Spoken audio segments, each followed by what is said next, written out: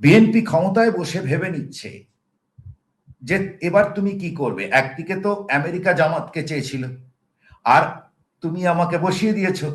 এবার আমি যদি সরে যাই তাহলে জামাত আসবে। কেমন?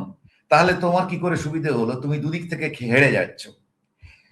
এটা হচ্ছে তার মানে ট্রানজাকশনের যে প্রাথমিক শর্ত ট্রাস্ট, সেটা রইল না।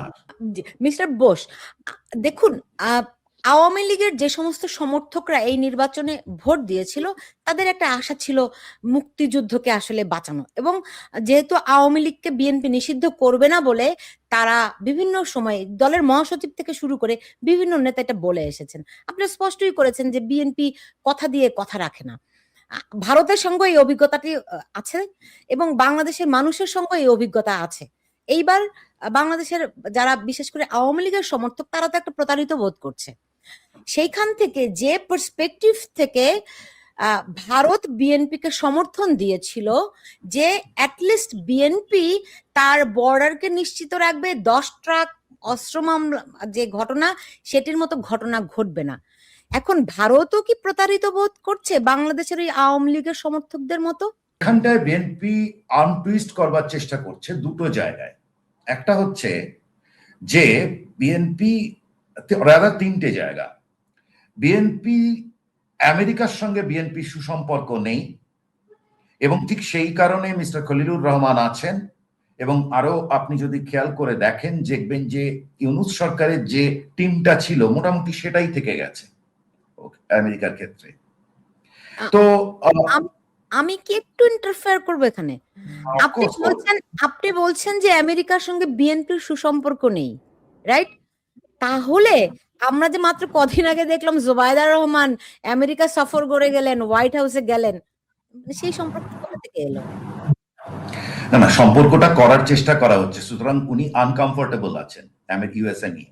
তা না হলে এটা বুঝতে তো, এটা তো যেটা মিস্টার হকও বলছিলেন, একটা সিম্পল জিনিস। আপনি আগের সরকারের মন্ত্রীকে কেন নেবেন? তার মানে ওখানে একটা কিছু কন্টিনিউইটি আছে।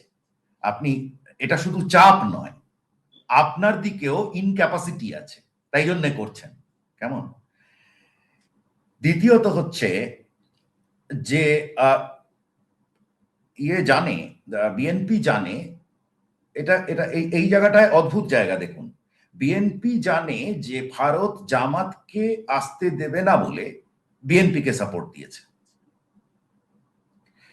বিএনপি ক্ষমতায় বসে ভেবে নিচ্ছে যে এবার তুমি কি করবে। একদিকে তো আমেরিকা জামাতকে চেয়েছিল, আর তুমি আমাকে বসিয়ে দিয়েছো। এবার আমি যদি সরে যাই তাহলে জামাত আসবে। কেমন? তাহলে তোমার কি করে সুবিধে হলো? তুমি দুদিক থেকে হেরে যাচ্ছ।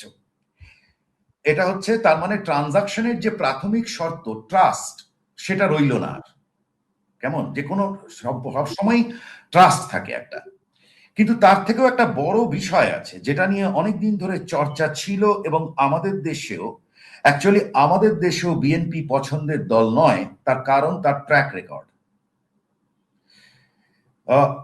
সেটা হচ্ছে যে বিএনপি ঠিক কে, মানে there is a serious problem about who is BNP and identity of BNP. সুতরাং ধরা হতো বা হয় যে এরা আলাদা হয়ে আছে জামাতের থেকে, কিন্তু এটা হয়তো একটা দিখাওয়া, মানে সামনে আবার দরকার পড়লেই জুড়ে যাবে এরা। তো ওই আপনাদের দেশে বোধহয় একটা আমরা আর মামুরা ধরনের একটা কথা বলা হয়, সেই ধরনের একটা ব্যাপার রয়েছে এখানে।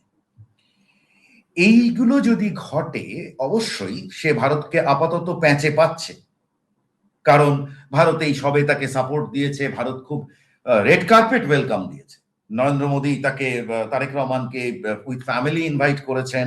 সুতরাং ভারতের পক্ষ থেকে একটা করলাম, কালকেই আবার ঘুরে গেলাম, এগুলো করাটা খুবই দৃষ্টিকটু হয়ে যাবে। বা আমরা বা ওখানে একটা যে আমরা না করলে পরে কি হবে, তখন তো জামাত এসে লাফাবে, এই ধরনের একটা আমি ব্ল্যাকমেইল করছি। এখন এটা দিয়ে ঠিক কখনোই জিওপলিটিক্যাল ফাইটে এই ধরনের ট্যাকটিক্স এর ওপর, এগুলো খুব পুরনো ট্যাকটিক্স। তো এটার উপর কিন্তু আমার মনে হয় না, বিশেষত ভারত বাংলাদেশ যে ধরনের সম্পর্ক, জিওগ্রাফি, অনেক কিছু আছে, আমার মনে হয় না এটা দিয়ে খুব বেশি দূর যাওয়া যায়। মানে এটা কোথাও একটা জামাতের ঐক্য, এটা তো নতুন কিছু নয়। তো সেই রকম জায়গায় দাঁড়িয়ে এখন ধরেন ঐক্য তো অনেক পুরানা ঐক্য, আপনারা ভেবেছেন হয়তো এই ঐক্যে ফাটল ধরবে, কিন্তু তা তো হবে না, হয়ওনি। তো মানে ভারতের মানে হিসাবটা এখন কেমন করে চলবে?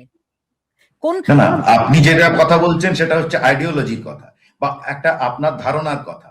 আর যখন একটা দেশের ফরেন পলিসি হয় বা জিওপলিটিক্স হয় তখন তার বেসিসে হয় না, সিচুয়েশনের বেসিসে হয়। আপনাদের মনে রাখতে হবে যে আওয়ামী লীগও তো কোনো ধোয়া তুলসী পাতা নয়, সেও তো একটা ঘটনা ঘটিয়ে ফেলেছে। সে তো সাপোর্ট পেয়েছিল আওয়ামী সরকার। এবার সে সেখান থেকে এমন একটা ঘটনা ঘটিয়েছে যেখান থেকে সে আউট হয়েছে।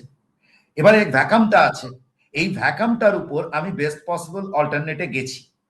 আমার ডিসিশন ভুল হতে পারে, কিন্তু আমার কাছে আর বেশি অপশন সেই মুহূর্তে ছিল না।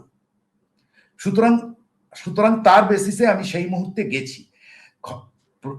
যদি আমি জিনিসটাকে উল্টে দেখি, দেখা উচিত যে বাংলাদেশ আমরা সবাই কি চাই, যে আমার প্রতিবেশী, বিশেষত 17-18 কোটি মানুষের একটা দেশ, কেমন আমার একদম মানে বগলের নিচেই বলা যায়।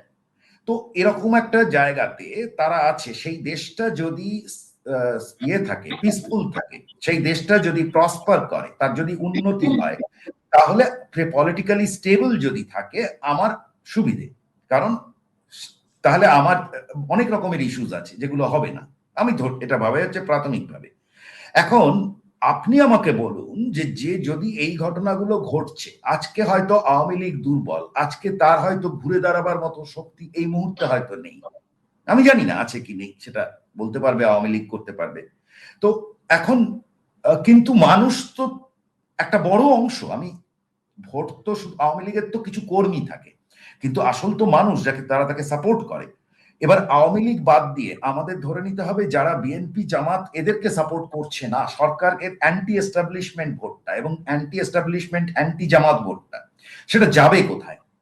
তো এই যে এত বড় একটা সেগমেন্টকে সে রেখে দিয়ে একটা rule of minority over majority অথবা rule of a section over another section করছে, আপনি আমাকে বলুন যে বাংলাদেশ কি স্টেবল হবে ইন নিয়ার ফিউচার? আপনি কোথাও হরাইজনে কোথাও দেখতে পাচ্ছেন? আসল সমস্যাটা এখানেই তৈরি হবে।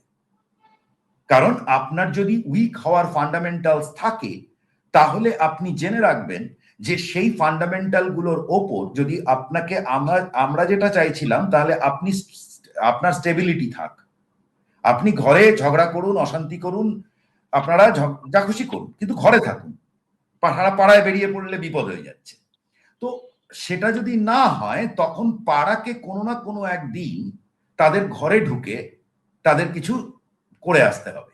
এইটাই হচ্ছে বাস্তব, জিওপলিটিক্সের এটাই বাস্তব।